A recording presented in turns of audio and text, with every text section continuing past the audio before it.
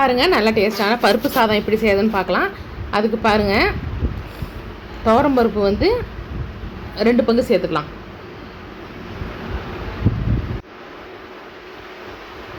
கடலை பருப்பு பாருங்கள், அரை பங்கு வச்சுக்கலாம். இப்போ 1.5 கிணி நான் அந்த கிணியில் வந்து துவரம் பருப்பு போட்டேன்னா ஒரு அரை கிணி வந்து கடலை பருப்பு ஊற வச்சுருக்கிறேன்.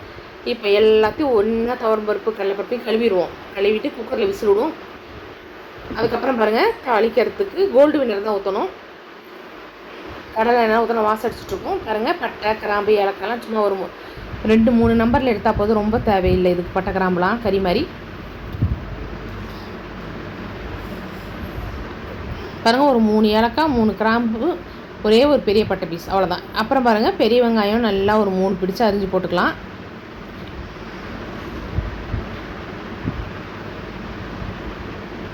இப்போ வெங்காயத்தை வந்து நம்ம நல்லா வதக்கிடுவோம். பச்சை மிளகா சேர்த்துருவோம், ஒரு 7-8 பச்சை மிளகா சேர்ப்போம்.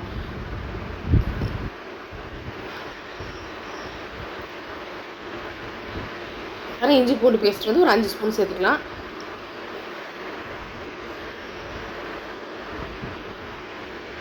இந்த மாதிரி செஞ்சால் செம்ம டேஸ்ட்டாக இருக்கும். இதுக்கு வந்து முட்டை கிரேவி செஞ்சு திருவிழா சாப்பிட்டா நல்லாயிருக்கும். அடுத்து பாருங்கள், தக்காளி பழம் பாருங்கள், ஒரு 5 தக்காளி பழம் நல்லா பொடிசாக அரிஞ்சு வச்சுருக்கு, அதையும் சேர்த்துருவோம். கொத்தமல்லி தழை புதினா எல்லாம் சேர்த்துருவோம். பாருங்கள், புதினா சேர்த்துச்சு. இப்போ நல்லா வதக்கி விடுவோம். தக்காளிலாம் நல்லா கரையணும்.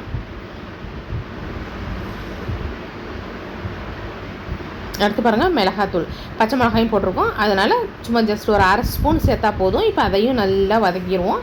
பாருங்கள், எண்ணெய் மிதந்து வர்ற அளவுக்கு நம்ம நல்லா வணக்கணும். நல்லா தக்காளியும் சுடுங்கணும். பாருங்கள், எண்ணெய் வெந்துருச்சு. இப்போ கொஞ்சமாக உப்பு அதாவது எவ்வளோ தேவையோ அந்த அளவுக்கு நம்ம சேர்த்துக்கலாம். தேங்காய் பார்த்திங்கன்னா ஒரு 2 கீத்து தேங்காய் தான் ஜாரில் போட்டிருக்கேன். இப்போ பாருங்கள், தண்ணி வந்து 1க்கு 3 கலக்கணும். ஏன்னா இது பச்சரிசி கிடையாது, புழுங்க அரிசி, சாப்பாட்டு அரிசி போடுறோம். அதனால் 1க்கு 3ன்னு அளவு வச்சுக்கலாம் தண்ணி. பாருங்கள், நான் இந்த டம்ளர் வந்து 300 பிடிக்கும். இதில் நான் 1.5 டம்ளர் அரிசி தான் செய்கிறேன்.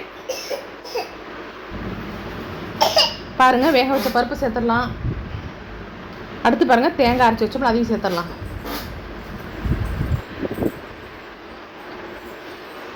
அப்புறம் பாருங்கள், தண்ணி கொதிக்க ஆரம்பிச்சிருச்சு. இப்போ அரிசியை சேர்த்துடலாம். அரிசி நல்லா அரை மணி நேரம் ஊற வச்சிடணும். பாருங்கள், அரிசியெல்லாம் சேர்த்து நல்லா நம்ம வந்து கிண்டி விட்டுருவோம். அதுக்கப்புறம் பாருங்கள், மூடி போட்டுடலாம். இடையில கிண்டி விடணும், ஏன்னா பருப்பு இருக்கிறதுனால அடி உட்கார விட்டுறக்கூடாது. இடையில கிண்டி விடுவோம். பருப்பும் கொலன்னு வேக விடக்கூடாது, கொஞ்சம் ஓரளவுக்கு அப்படியே விரிஞ்சு இருக்கணும், ஆனால் நறுக்குன்னு இருக்கக்கூடாது. பருப்பு இந்த மாதிரி வேக வச்சுக்கணும். பாருங்கள், இப்போ பழைய தோசைக்கல்லில் தண்ணி குறைஞ்சதுக்கப்புறம் தம்மில் போட்டுடலாம். தண்ணி வந்து கொஞ்சமாக தான் இருக்கணும், அந்த டைமில் போடணும். இப்போ மேலே ஒரு வெயிட் வச்சிடலாம்.